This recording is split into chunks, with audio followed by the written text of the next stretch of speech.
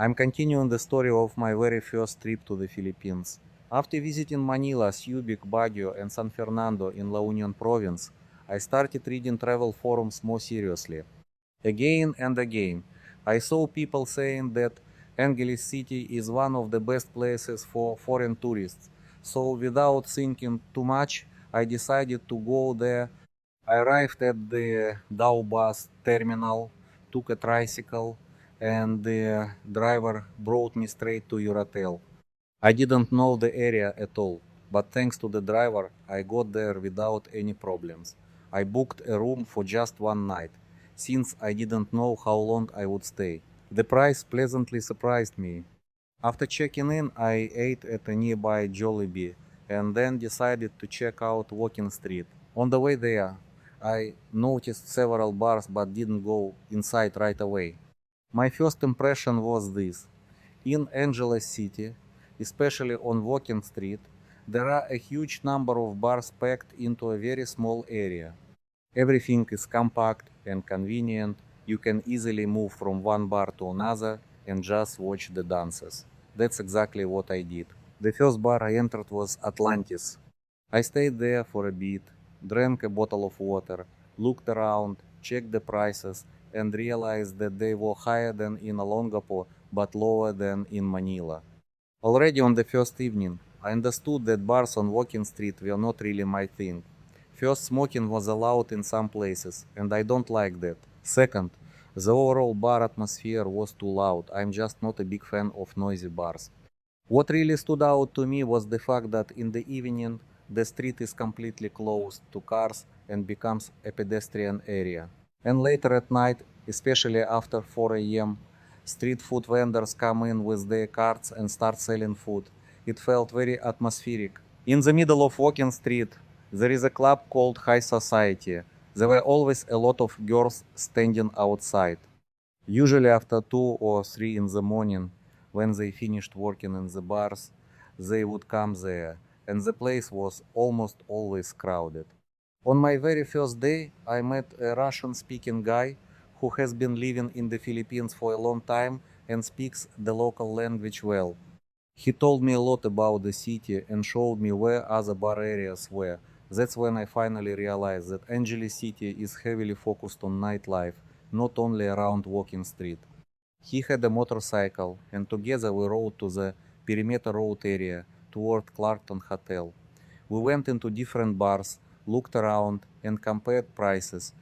It turned out that prices on Perimeter were slightly lower than on Walking Street, which pleasantly surprised me. There were also a lot of girls there, and all the bars were close to each other. Unlike Manila, where you constantly need to take taxis and travel long distances, in Angeles City almost everything is within walking distance, and getting around is very easy. At that time, I didn't yet realize that nightlife is concentrated in just one part of the city, while the actual city center is somewhere else. But back then, I liked the fact that everything was close. I also noticed that prices in bars depend a lot on the girl. In the same bar, the difference could be up to 1,000 pesos, some were 2,500, others 3,500. I never really understood what exactly this depended on looks, age, or something else. I was also surprised by how many Russian speaking tourists I saw on Walking Street. I even met a few of them on my very first day. That same guy explained to me how some people negotiate with girls for lower prices and avoid paying a bar fine. He said it's better to exchange contacts and meet the girls after their work, during their free time.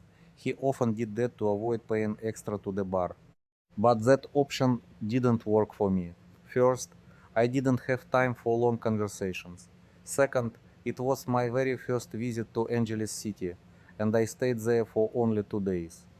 After that, I had to return to Manila to fly back to Hong Kong. Another thing I noticed in Angeles City, especially around Fields Avenue and Walking Street, was that there were many girls walking around the streets. Most of them were very friendly and often said hello to foreigners. They're usually called freelancers, girls who are looking to meet foreign tourists for money. I asked my Russian friend how much they usually charge, and he told me that prices can range from 500 to 2000 pesos, depending on the situation. However, he also explained something important to me. He said that not all of them are girls. In fact, many Filipino women are naturally shy and usually won't approach you first or say hello on the street.